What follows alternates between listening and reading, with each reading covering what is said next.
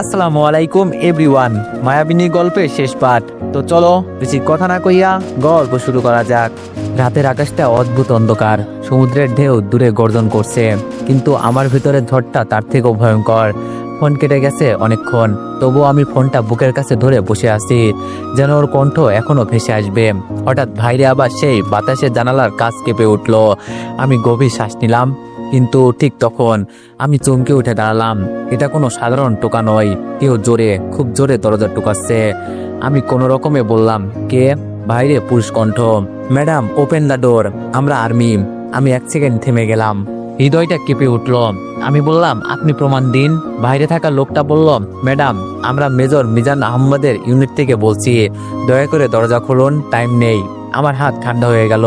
তবু আমি পিপল থেকে দেখলাম দুজন সেনাবাহিনী সদস্য দাঁড়িয়ে আছে, একজনের ইউনিফর্ম, অন্যজনের হাতে ওয়াকিটকি।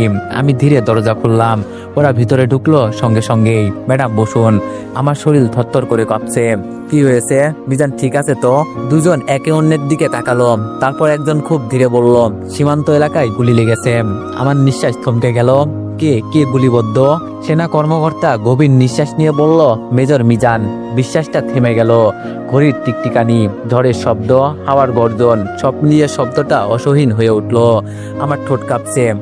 সে কি বেঁচে আছে? ওরা দুজনেই এবার একটু দৃঢ় কণ্ঠে বলল, আছে, কিন্তু পরিস্থিতি ক্রিটিক্যাল। ওকে এই মুহূর্তে বর্ডার মিলিটারি হাসপাতালে নেওয়া হচ্ছে। আমার চোখে পানি চলে আসলো। আমি কাপা গলায় বললাম, আমি যেতে চাই এখনই। কিন্তু সেনা অফিসার মাথা নেড়ে বলল, না ম্যাম, এটা সিকিউরিটি জোন, আপনাকে নেওয়া অনুমতি এখনো নেই। আমি চেঁচিয়ে উঠলাম, সে আমার স্বামী, তার কাছে না গেলে আমি বাঁচবো না। দয়া করে। ওদের চোখে দুঃখ ছিল। আমরা বুঝি ম্যাডাম, কিন্তু এখন আমাদের নিয়ম মানতে হবে। ঠিক তখন অন্য সেনা সদস্যর ওয়াকিটকি থেকে আওয়াজ এলো, বুলেট শোল্ডার ক্রস করে ফুসফুসে গিয়েছে, রক্তক্ষরণ বেশি। আমি কোনো মতে শ্বাস নিচ্ছি, হাত মুখে দিয়ে বসে পড়লাম। চোখের সামনে শেষ আলিঙ্গন, শেষ কথা, সেই দৃষ্টি। যদি ফিরে এসে দেখি তুমি আর আমাকে চাইছো না। আমি কান্না ভেজা গলায় ফিসফিস করে বললাম, বোকা মানুষটা, আমি কোথায় যাব? এইদিকে সীমান্ত মিলিটারি হাসপাতাল, অপারেশন থিয়েটারের বাইরে ঘোর অন্ধকার। মিজান স্ট্রেচারে, গায়ে রক্তে ইউনিফর্ম রাঙা, তার চোখ আধা ভাঙ্গা। ডাক্তাররা দৌড়ে যাচ্ছে। মিজান এক সেনার হাত চেপে বলল, সে ঠিক আছে তো? হ্যাঁ স্যার। ওকে বলো আমি ফিরবো। তার কথা আস্তে আস্তে হারিয়ে যাচ্ছিল। হার্ট মনিটরে বিপ বিপ শব্দ। তার চোখ ধীরে বন্ধ হয়ে এলো। ডাক্তারের কণ্ঠ ভেসে এলো, রেডি ফর সার্জারি। ওরা তাকে ভিতরে নিয়ে গেল। আর দরজার ওপাশে দোয়াটে কাছে লেখা ছিল মাত্র 3টি শব্দ, ক্রিটিক্যাল কন্ডিশন। হোটেলে আমি ফিসফিস করে বললাম, আল্লাহ তাকে ফিরিয়ে দিন, আমি কিছু চাই না, শুধু তাকে বাঁচিয়ে দিন। হাত জোর করে কাঁদছি, চোখ দিয়ে পানি পড়ছে। দরজার বাইরে আবার বাতাস গর্জে উঠল, আর অন্ধকারে দাঁড়িয়ে তখন সেই মেয়েটি হাসতেছিল, তার ঠোঁটে শীতল নির্মম সেই হাসি। খেলা তো এখন শুরু হয়েছে, রাত কেটে যাচ্ছে, ঘড়ির কাঁটা থেমে নেই, কিন্তু আমার সময় পুরোপুরি থেমে গেছে। হাতে ফোন, চোখে কান্না, আর বুকের ভেতর শুধু একটাই শব্দ, মিজান, আমার মিজান। হঠাৎ একটা ফোন কল। আমি দৌড়ে ফোনটা ধরলাম। হ্যালো মিজান। ওপাশ থেকে ভারী কঠোর কণ্ঠ, ম্যাডাম আমি কর্নেল আহসান, আপনাকে জানাতে হচ্ছে মেজর মিজান এখনো অপারেশনে আছে। আমার গলা শুকিয়ে গেল। স্যার প্লিজ বলুন, ও কি ঠিক হয়ে যাবে? ওপাশ থেকে নিঃশব্দতা। আমার শরীর আরো কাঁপুনি ধরল। আমরা চেষ্টা করছি ম্যাডাম, বাট বুলেট খুব ড্যামেজ করেছে, ফুসফুসে ছিদ্র হয়েছে। আমি ঠোঁট কামড়ে কান্না রোধ করলাম। স্যার আমি তার পাশে যেতে পারি? তিনি ধীরে বললেন, না এখন না। তারপর ফোন কাটলো, আর আমার বুকটা হাজার খণ্ড হয়ে গেল। আমি দূরের অন্ধকারে দাঁড়িয়ে আছি, ঢেউগুলো গর্জন করছে, কিন্তু আজ তার শব্দ আমাকে শান্ত করতে পারছে না। হঠাৎ দরজা খুলে গেল। আমি পিছনে তাকালাম, সেখানে সাদা গাউন, লাল লিপস্টিক, আর চোখে ঠান্ডা শয়তানি। আমি চোখ মুছে দাঁড়ালাম। তুমি এখানে কেন? সে ধীরে হেসে বলল, কারণ খেলা এখনো শেষ হয়নি।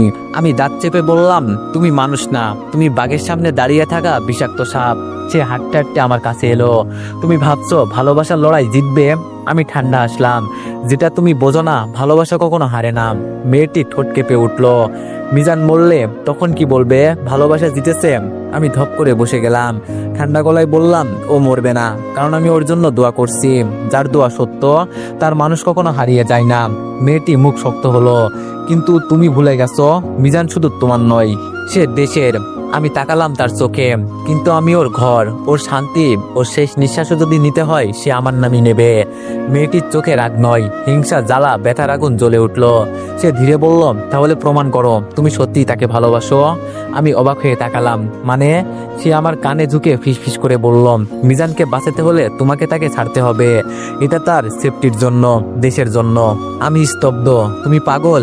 মেয়েটি পিছিয়ে গিয়ে শান্ত গলায় বলল, ভেবে দেখো, যতক্ষণ তুমি থাকবে ততক্ষণ সে দুর্বল থাকবে। তার চোখে নির্মম সত্য। আর সেনাবাহিনীতে দুর্বলতা মানে মৃত্যু। অপারেশন থিয়েটার, ডাক্তারের চিৎকার, হৃদয় স্পন্দন কমছে, ব্লাড প্রেশার ড্রপ করছে, মিজানের অচেতন দেহ কাঁপছে, তার শ্বাস ছিন্ন বিচ্ছিন্ন, তার ঠোঁট নড়ে, জীবন মৃত্যুর সীমা নাই। মায়া, হাওয়া ঠান্ডা। আমি মেয়েটির দিকে তাকিয়ে শুধু বললাম, আমি ওকে ছেড়ে দিব না। মেয়েটি ধীরে ব্যালকনি থেকে নামলো। ঠিক দরজায় দাঁড়িয়ে সে শেষ কথা বলল, সময় সিদ্ধান্ত নিবে, তোমার ভালোবাসা জিতবে না দেশের দায়িত্ব। তারপর দরজা বন্ধ। আমি ধপ করে হাঁটু গেড়ে বসে পড়লাম।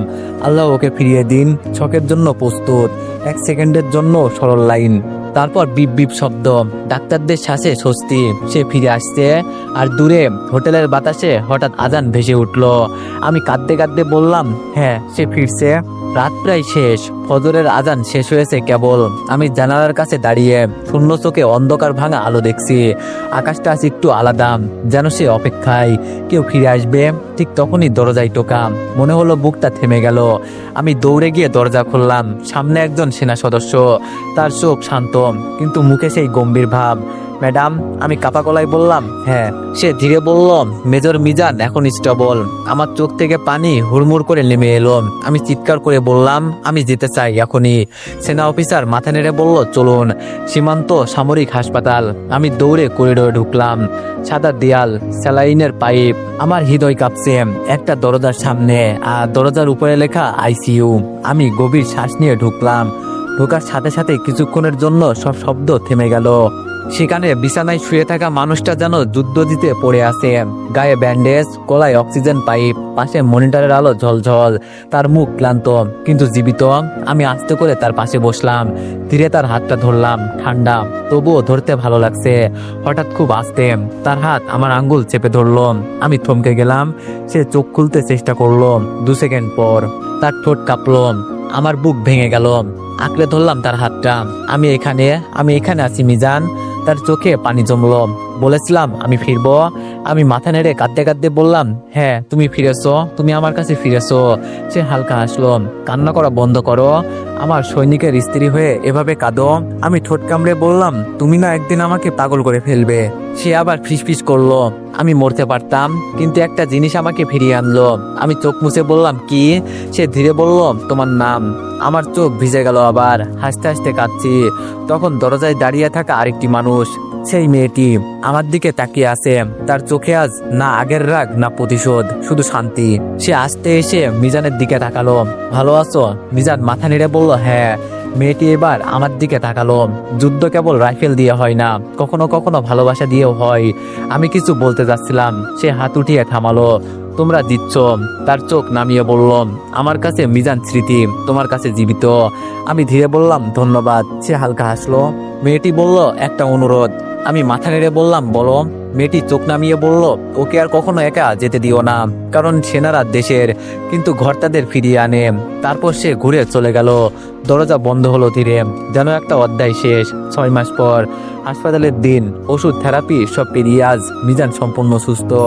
আজ তার ঘরে বাস্তবতা, কারণ আজ আমাদের হারিয়ে যাওয়া বিবাহ বার্ষিকী। হাতে মেহেদি, শাড়ি, গায়ে গন্ধ, সবকিছু নতুন মনে হয়। হঠাৎ পেছন থেকে কেউ জড়িয়ে ধরে। মিসেস মিজান আহমেদ প্রস্তুত? আমি লজ্জা পেয়ে বললাম, হ্যাঁ। সে কানে ফিসফিস করে বলল, একটা জিনিস বাকি। আমি ঘুরে তাকালাম। কি? সে হাসলো, আমার উম্মা। আমি চোখ উল্টে বললাম, এতদিনও সেই পুরনো লুচ্চামি যায় নাই? মিজান ঠোঁট কামড়ে কাঁধে মুখ রাখলো। তোমাকে না পেলে আমি যুদ্ধ জিতলেও হারতাম। আমি কিছু না বলে ধীরে তার গালে চুমু দিলাম। সে অবাক। আমি হেসে বললাম, আই লাভ ইউ। সে চোখ বন্ধ করে বলল, আই লাভ ইউ টু। এই জীবনে আর পরের জীবনেও। দরজার বাইরে গান বাজতেছে। আজ পরে শাড়ি, খাবারের গন্ধ, আলো, মানুষ, হাসি, সব মিলিয়ে একটাই সত্য, ভালোবাসা কখনো হারে না, কখনো না। রাতে ঘুম ভেঙে দেখি মিজান আমার বুকের উপরে মাথা রেখে গভীর ঘুমে। ঘরের হালকা লাইটে ওকে দেখে মনে হলো এই মানুষটা সত্যি আমাকে ছাড়া থাকতে পারে না। আমি ধীরে ধীরে উনার চুলে হাত বুলিয়ে দিলাম। সাথে সাথেই উনি নড়ে চড়ে উঠে আমার হাতটা ধরে ফেললেন। মিজান বলল, দেখছি আমার বউ গোপনে গোপনে আদর করছে আমাকে। আমি বললাম, কি যে বলেন। আমি শুধু মিজান হাসি মুখে বলল, কথা নাই, আমার একটাই প্রশ্ন। উনি উঠে বসলো, দুই হাত দিয়ে আমার মুখটা নিজের দিকে ঘুরিয়ে বলল, তুমি কি আমাকে মিস করেছিলে? আমি লজ্জায় বললাম, না, কি আবার আপনাকে মিস করবে? মিজান বলল, তাহলে দুপুরবেলা আমার বুকের উপর মাথা দিয়ে কে 7 মিনিট কিস করেছিল? কান নিঃশ্বাস বন্ধ হয়ে যাচ্ছিল। আমি লজ্জায় বালি দিয়ে মুখ ঢেকে ফেললাম। মিজান বলল, আমার বউটাকে একবার দেখতে না পারলে আমারও নিঃশ্বাস বন্ধ হয়ে আসে। উনি ধীরে ধীরে আমার হাত ধরে টেনে আবার নিজের বুকে জড়িয়ে নিলেন। রাত 11টায় নিচে হলুদের অনুষ্ঠান, সবাই নাচছে, হাসছে, গান বাজছে। আমি রোহান ভাইয়ার বউদের সাথে বসে গল্প করছিলাম। হঠাৎ দেখি দূর থেকে মিজান দাঁড়িয়ে দাঁড়িয়ে আমাকে দেখছে। যেভাবে তাকাচ্ছে মনে হচ্ছে আমাকে এখনই তুলে নিয়ে যাবে।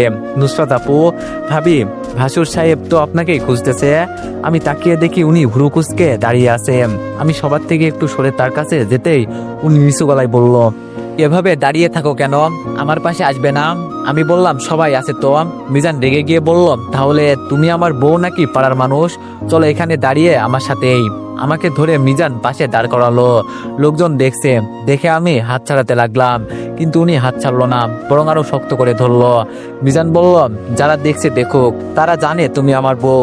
তারপর খুব আস্তে করে কান কাছে নিয়ে ফিসফিস করে বলল, তোমাকে ছাড়া আমি 3 ঘন্টাও থাকতে পারি না, আর তুমি বলছো 3 দিন থাকবে? অসম্ভব। হলুদের মাঝেই নুসরাত আপুর ছোট ভাই এসে আমার দিকে তাকিয়ে একটু হাসলো।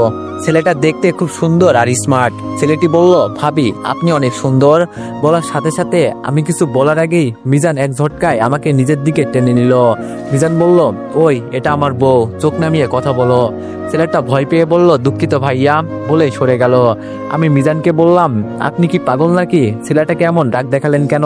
মিজান বলল, তোমাকে কেউ দেখবে এটা আমি সহ্য করতে পারি না। আমি বললাম, আপনি এত পজিটিভ কেন? মিজান বলল, কারণ আমি তোমাকে ভালোবাসি, বোকা মেয়ে। আমার বুক ধক করে উঠল। রাত শেষে আমরা রুমে ফিরলাম। আমি খুব ক্লান্ত, বসতেই ঘুম ঘুম আসছে। মিজান আমার পাশে এসে বসলো। মিজান বলল, আজ সারাদিন একটা কথা বলার সুযোগ পাইনি। আমি বললাম, কি কথা? উনি আমার হাতটা নিজের বুকে রাখলো। মিজান বলল, মাধবী, তুমি কি সত্যি আমার সাথে সারা জীবন থাকতে চাও? আমি চোখ নামিয়ে বললাম, চাই। মিজান বলল, তাহলে একটা কথা দাও। আমি বললাম, কি? মিজান বলল, যতদিন বাঁচবে শুধু আমারই বউ হয়ে থাকবে, আমাকে কষ্ট দিবে না, আর আমাকে ছাড়া কখনো কোথাও যাবে না। আমি একটু হাসলাম। আমি বললাম, আপনি ছাড়া আমি যাব কোথায়? আমার বাসায় তো আপনার বুকটা। উনি কথা শুনে আমাকে জোরে জড়িয়ে ধরল। মিজান বলল, তোমার মুখ দিয়ে এই কথাটা শোনার জন্য আমি কতদিন অপেক্ষা করেছি জানো? আমি মাথা ওনার বুকে রাখলাম, চোখ বন্ধ করলাম। সকালবেলা সবাই বিদায় নিচ্ছিল। নুসরাত আপু আমাকে জড়িয়ে ধরে বলল, ভাবি, আপনি আমার ভাইকে ঠিক করে রেখেছেন, আপনার মতো বউ হওয়ার কথাই ছিল। রোহান ভাইয়া হাসতে হাসতে বলল, মিজান, তোর বউ কিন্তু দারুণ, একদিকে পুরো বাড়ি হিট। মিজান আমাকে পাশে টেনে নিয়ে বলল, সে শুধু আমার হিট, আমার বউ আমার সবকিছু। সবাই হাসতে লাগলো। গাড়িতে আমি জানালার দিকে তাকিয়েছিলাম। হঠাৎ মিজান আমার হাত ধরে বলল, একটা কথা বলি। আমি বললাম, বলুন। উনি আমার কপালে চুমু দিয়ে বলল, মাধবী, আমি তোমাকে ছাড়া সত্যি বাঁচতে পারবো না। তুমি আমার প্রথম ভালোবাসা, শেষ ভালোবাসাও তুমি। আমার চোখে পানি চলে এলো। আমি বললাম, আর আপনি আমার পুরো দুনিয়া। মিজান আমার বুকে টেনে নিল। গাড়ি এগিয়ে চলল। আর দুজনের মনে একটাই কথা, আমরা একে অপরের জন্যই। তো এভরিওয়ান, গল্পটি এখানেই সমাপ্ত। তো আশা করি গল্পটি অনেক ভালো লাগছে। আর নেক্সট কেমন গল্প চান তা সবাই একটু কমেন্টে জানাবেন। ধন্যবাদ।